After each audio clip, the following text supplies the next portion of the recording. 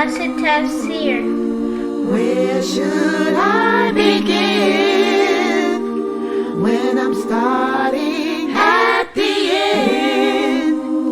Pursuing the higher aim, learning the meaning of every page.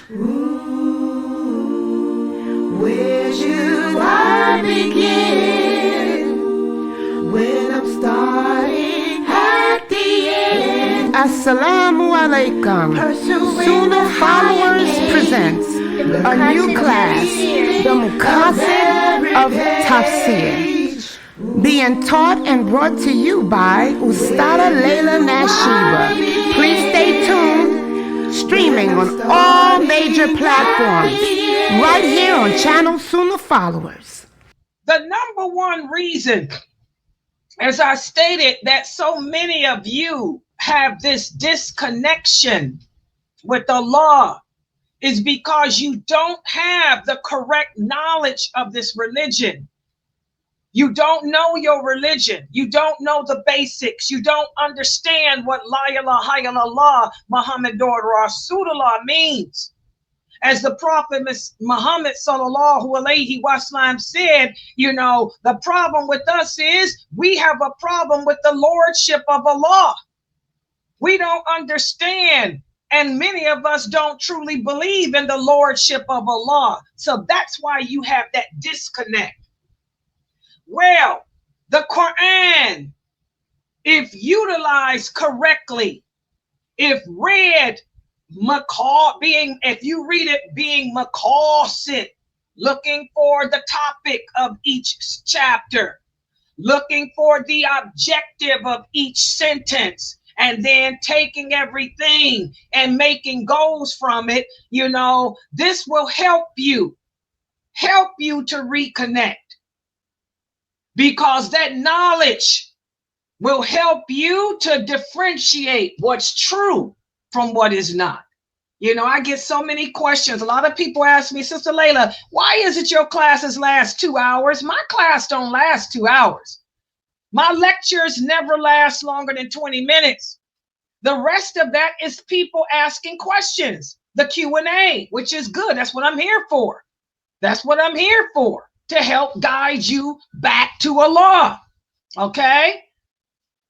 But the questions that most of you ask are so simple.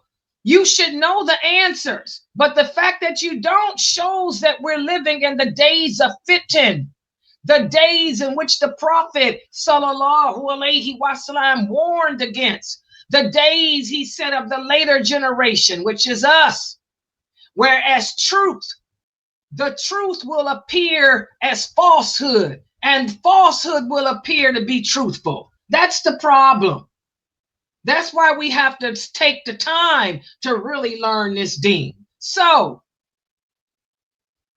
whenever the truth and falsehood are mixed together, eventually the falsehood will disappear. Falsehood cannot survive in the same element as truth. Just as the parable that Allah gives us in Surah An-Nur, where he speaks about the foam in the ocean. He says the foam is the impurities of the ocean. The foam, the impurity of the ocean rises to the top as foam, but it eventually disappears. Well, the same with falsehood. Whenever falsehood comes in the same environment as truth, it will eventually vanish. It may take some time, but it will vanish. But for those of us who don't learn our religion, we have a hard time differentiating between what's true and what isn't. For example, just like earlier this week, how many of you sisters kept asking me, Sister Laila, when I read the Quran, do I have to put a hijab on? My brother told me I have to wear a hijab when I read the Quran. My father told me that I cannot read the Quran when I'm on my period. My uncle told me I cannot even recite Allah's name on my menses. So you don't know what's true and what isn't. It's hard to distinguish because you don't know the basics of your religion. And the sad thing is that falsehood becomes disguised as truth because people beautify it. People have beautiful voices. They can speak eloquently. Remember the hadith where the prophet said, some people, they speak like a cow chews its cud. They have beautiful diction, soft voices. And you mesmerize the people. You hypnotize the people with your words when you're really selling them a ticket to the hellfire. Well, that's what happens. The people that's coming to you telling you, oh, my sister, you want to get close to Allah subhanahu wa ta'ala. They start with all this Arabic. And their voices are so feminine. Their voices are so soft. Their voices are easy on the ear. Their voices are so magnifying. And they'll tell you, you have to put a hijab on, my sister, and we can get close to Allah. And oh. So falsehood is often disguised as the truth because people beautify it with flowery speech. I listen to a lot of these brothers. I can't listen to these brothers. I don't know how y'all listen to a lot of these famous personalities. Some of these men, I can't stand it. They sound so much like a woman. It ain't funny. They use big words. Anybody that speaks over 4 letters, they got a problem anyway. They're trying to impress you. You don't speak to people that way. The Prophet Muhammad said, speak to the people on their level. Don't speak above them. Don't speak beneath them. Speak in the language that they understand. They'll use all these Arabic that you don't know what it means. Allah subhanahu wa ta'ala and all of that. And you believe them. Because when you come to me, Sister Laila, do I have to wear a hijab to read Quran? I'm going to tell you in my strong, not aggressive, my strong voice that Allah commanded me to have when I speak on this internet. I'm going to tell you no. I'm going to tell you there's no hadith on this planet, nor is there any verse in the Quran that says a woman has to cover her head when she reads the Quran. Nor is there any authentic hadith on this planet that says that because you are on your period, you cannot recite Allah's book. I'm going to tell you just like that. So because I am obeying Allah and making my voice strong, making my voice strong, and I'm sticking to what Allah said in the Prophet, I'm not sugarcoating. I'm not making it flowery. I'm not kissing up to you. I'm not, oh, that's a beautiful hijab you have on too. I'm not doing none of that. Oh, she don't know what she talking about. You're going to go with the man or that woman over there with the soft accent, the feminine voice, that's complimenting you and selling you a ticket to the hellfire. So we have to remember, guys, the truth is often abused. Why? Because it's a bitter pill to swallow. Nobody likes to be told that they're going to hell because they're smoking a cigarette. No one likes to be told, no, you cannot give in to your desires and sit on the internet and talk to men. No one wants to hear that. Because the soul is criminal by nature. The soul is attracted to what's bad for it. The soul wants to be told, I can smoke. I don't have to cover up. I can have a boyfriend. I can blend in and be like everyone else. So we're living in the days of distortion that the prophet talked about, where truth because I'm strong and I'm sticking to the Quran, and sooner I'm mean. I'm running you away. I'm the liar. But that brother over there who sounds feminine, uses Arabic and uses big words that you don't even know the meaning of, you're going to believe him. Truth will eventually win out. Why? Because truth has value and benefit, just like water does. Clear water. When you look at the ocean, once that foam disappears in the ocean, the water becomes purified, the water becomes clean, and the fish can swim through it easily. That water becomes a source of life for the animals in the sea. And that's how the truth is. The truth has value and benefit like that. And the truth becomes a source of life that leads to a good ending for you. Whereas falsehood may appeal to your desires, but it brings about no benefit to your soul, and it only leads to a bad ending. So this is why so many of you are having a hard time finding that connection with Allah, because you don't understand your religion and you're being duped by the people of falsehood. And although falsehood and deception and lies can appear to be dominant, just like if you look at an ocean that has that foam, all you see on top of it is this white foam, and you think there's more foam than water, but there really isn't. Well, that's the same with falsehood. Even though falsehood has a lot of supporters, there's a lot of people that will support that man with the soft voice, with the big words, with all the Arabic, with the beautiful beard, and with all the sugar coating. Just even though he may have the 15 million followers to support him, it's still trash. And eventually it'll disappear. Eventually he'll be exposed for the liar he is. We see it all the time. How many famous people who call themselves Muslim scholars have fallen from grace just in the past 2 years? They sold y'all some pretty good tickets with all their videos, with all their Q&As. And most of what they were saying was wrong, was incorrect.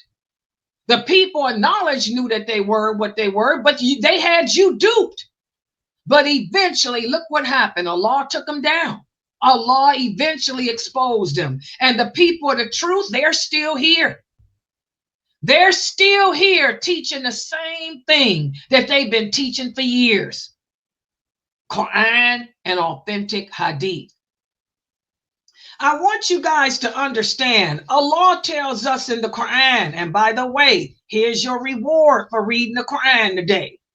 Allah says, in the interpretation of the meaning, the human being is doomed to suffer loss, except for those who are righteously striving to be believers.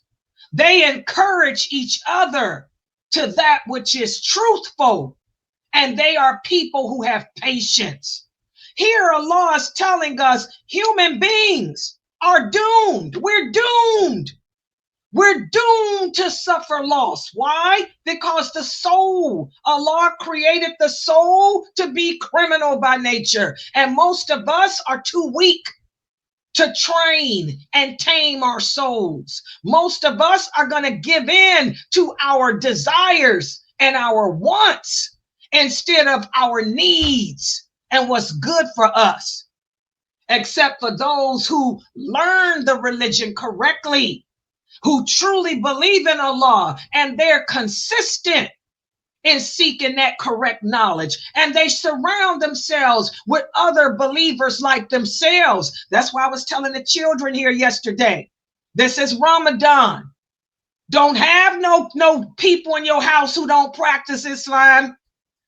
We got a lot of children here who were born Muslim. They're third generation Muslims in America. They're third and fourth generation Muslims, but they don't practice.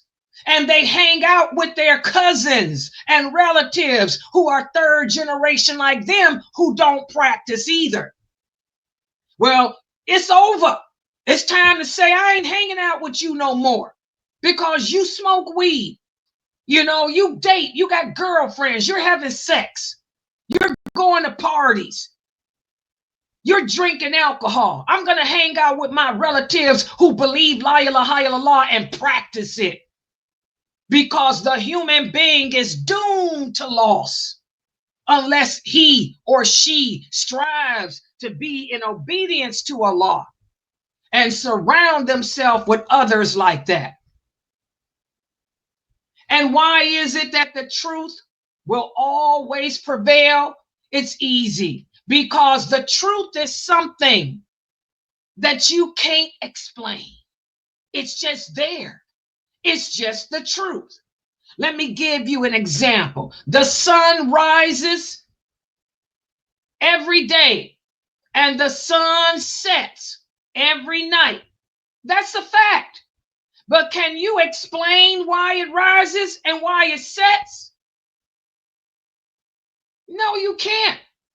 It just does. Another example, the mountains. The mountains, they hold the earth steady. That's a fact. But can I explain to you how the mountains are doing that? No.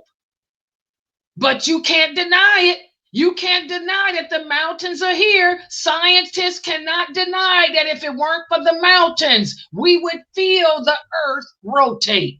The earth is rotating. We don't feel it because the mountains are holding us steady. The scientists will tell you that's a fact, but they can't explain how, because Allah is Akbar. It's a fact that the earth is in the orbit. We are, this round circle of a planet is right there in orbit. But what's holding the earth up? The scientists can't explain, but we know. Allah says the angels are the ones that's holding the earth in orbit. The scientists can't deny that. And they can't explain any other way either. So the truth is sustained from unexplained sources. And the simple fact that we know that it's the truth, it energizes those of us who believe it. But falsehood dies without support. Just like the woman who came to me yesterday and said that her father told her that she cannot read the Quran on her menses. He didn't have no support. Bring the evidence. He has no support. But we talked about how Aisha, radiallahu anha, and Salama, and all the other female companions used to recite the Quran on their menses. So his falsehood died out. That's the difference between truth and falsehood. Falsehood will die out without support, but truthfulness will not. Even if you can't explain it, it's right there in your face, so you can't deny it. Even if you can't explain why a woman can recite on her period, it's still there. She can do it. The Prophet's wives did it. So prove it wrong. So I want you guys to understand that this is why many of us are failing in achieving and attaining that connection with Allah,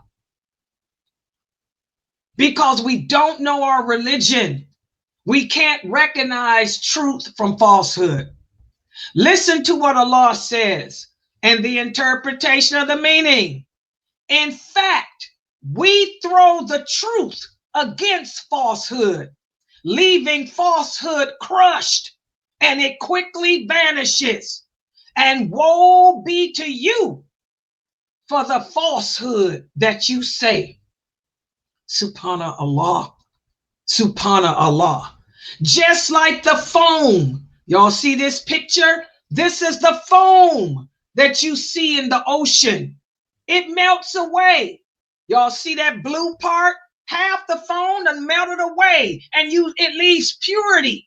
Well, the same thing. Falsehood will melt away, and only the truth will remain.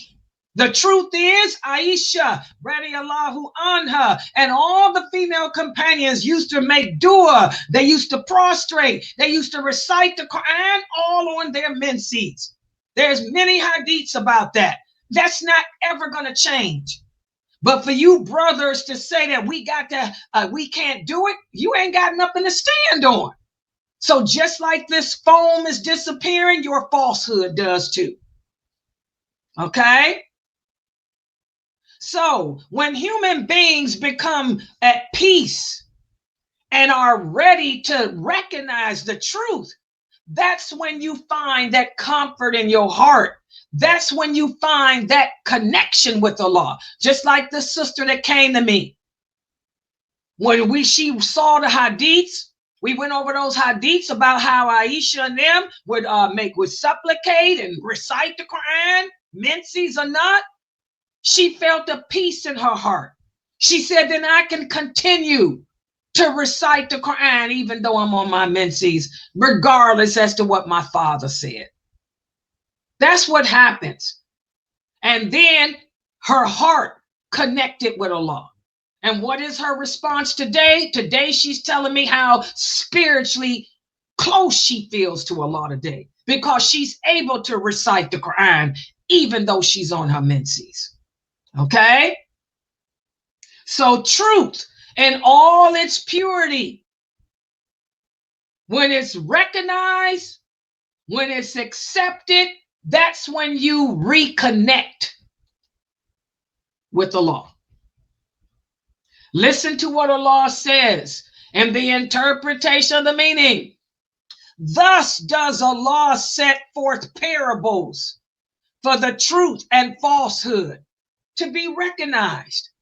This is why I'm telling you, when you read the Quran, every chapter of the Quran has some type of parable.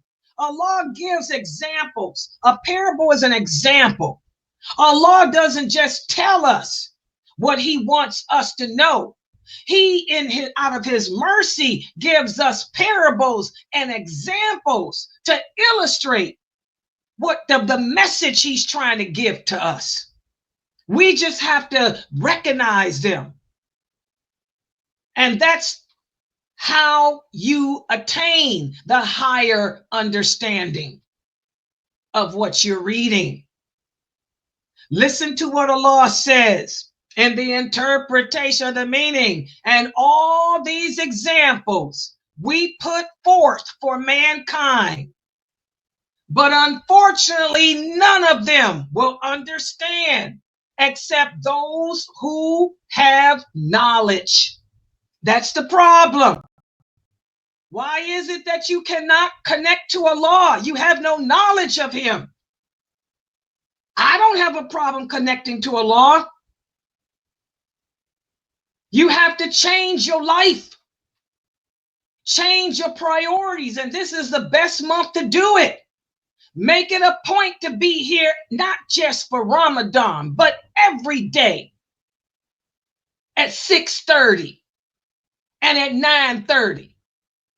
When you at work, put it on your cell phone and listen to me instead of listening to the music you listen to. When you're in the grocery store, put it on a cell phone and listen to me instead of listening to the music.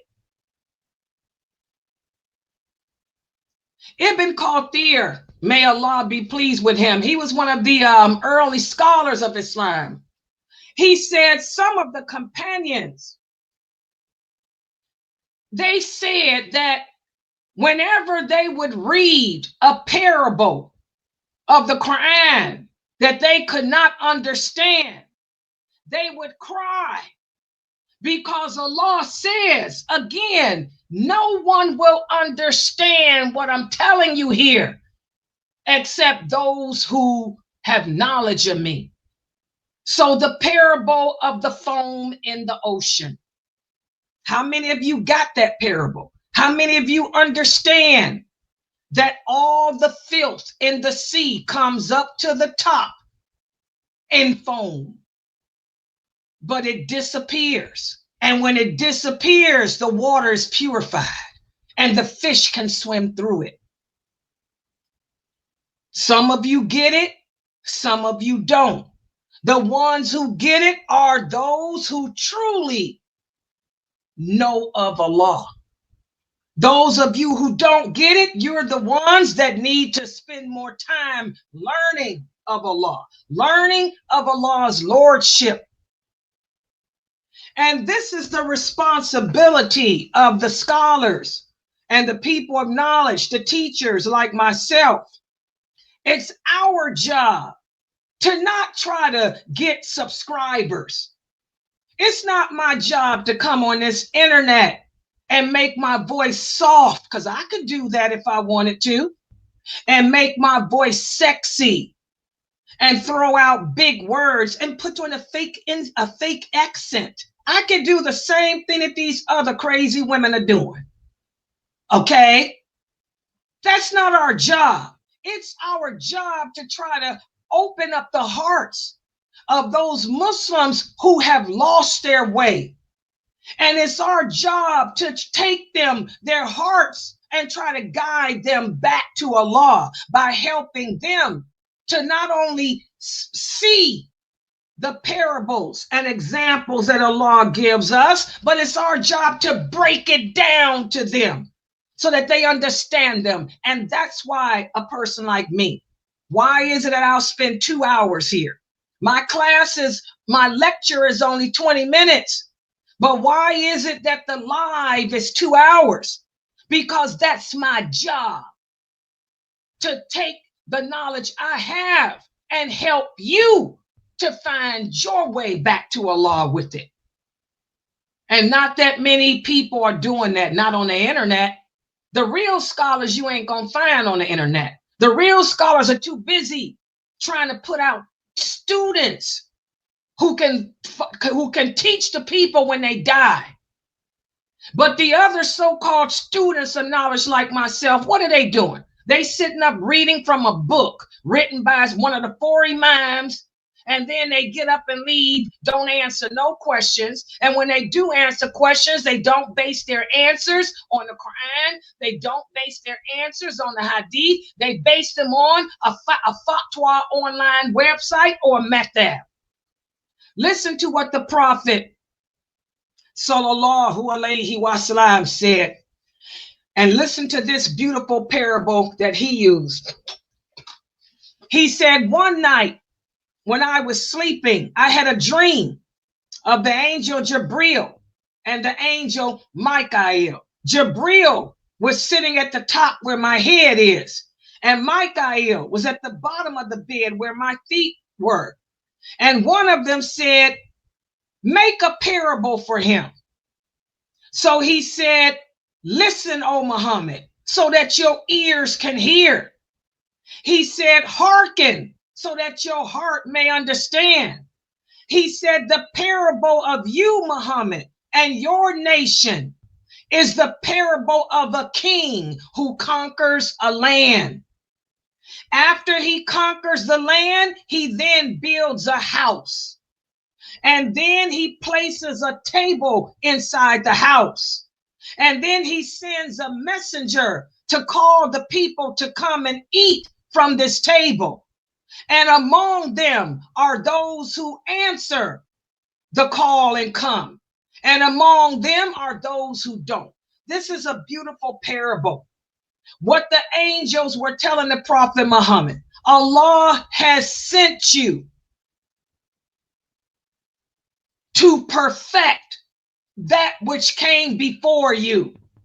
Out of all the prophets, none of the prophets of Allah completed their mission except the Prophet Muhammad sallallahu alaihi wasallam.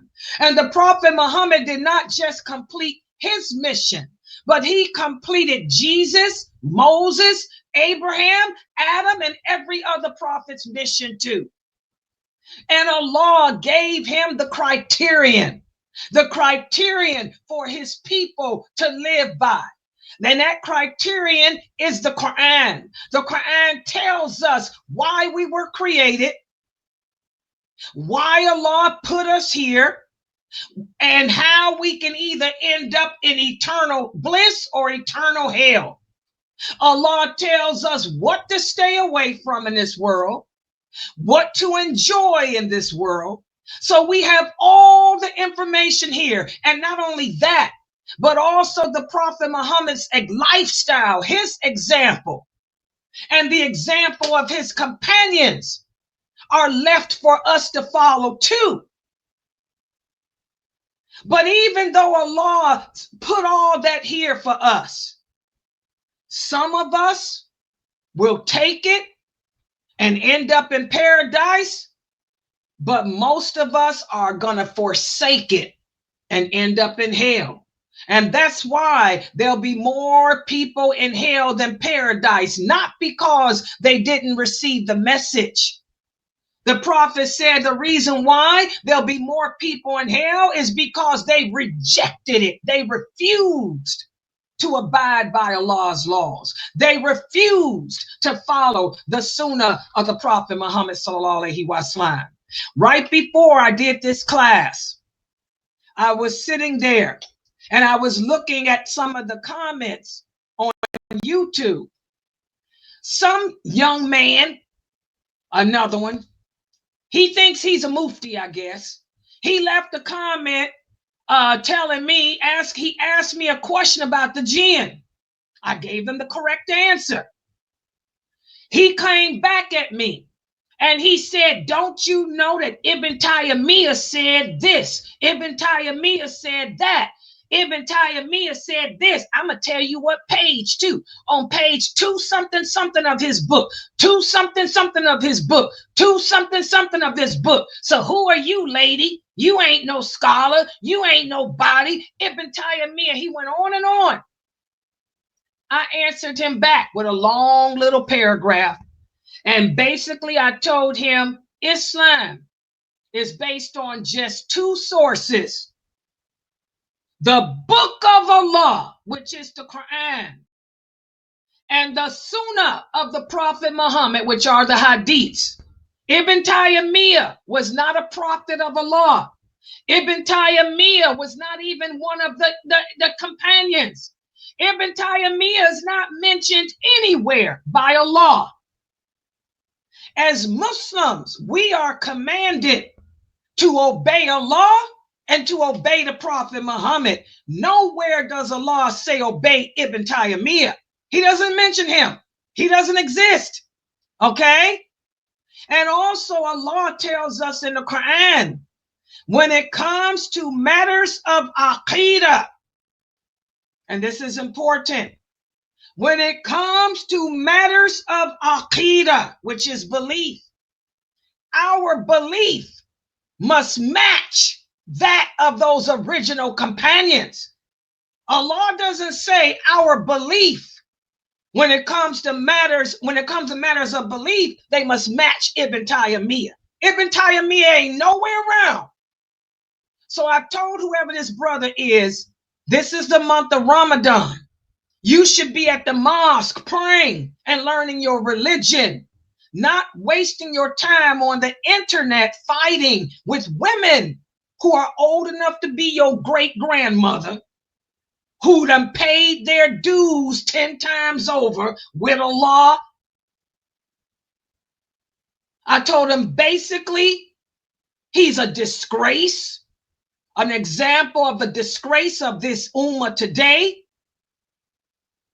We have nothing better to do than to try to fight with each other when we don't even understand La ilaha illallah. This idiot, whoever he is, doesn't know that Ibn Taymiyyah was not a companion of the Prophet, nor was he the Prophet Muhammad, nor is he Allah. And we don't follow nobody blindly. except the law. He doesn't even know that. So that's an example, guys. We have to be so careful today. We have to be very, very, very, very careful today. It's the job of the scholar. It's the job of the scholar and the people of knowledge to invite you back to the traditional Islam, which is the true Islam. And that's the Islam that the Prophet Muhammad came with. That's the Islam that those original companions practiced up through the Caliph of Ali. The Prophet Muhammad, sallallahu alayhi wasallam, said, stick to what I am upon, what my companions are upon, and what the first 4 leaders of Islam are upon. He didn't mention no Ibn Taymiyyah. Ibn Taymiyyah wasn't even around. But we're so twisted today. This is a new sect. Did y'all know that? This is a new method called the Ibn Taymiyyah method. Astaghfirullah. And may Allah bless Ibn Taymiyyah, because Ibn Taymiyyah spent his entire life. He didn't even get married. He spent his entire life trying to protect and preserve the Sunnah of the Prophet Muhammad with the understanding of those original companions. And if Ibn Taymiyyah were alive to hear what that idiot typed, Ibn Taymiyyah would probably have his throat. That's how twisted we are. So the true path to Allah must be made clear to the people through the interpretation of the Quran. We have to stick to the authentic hadith. We have to stick to the understanding of the companion.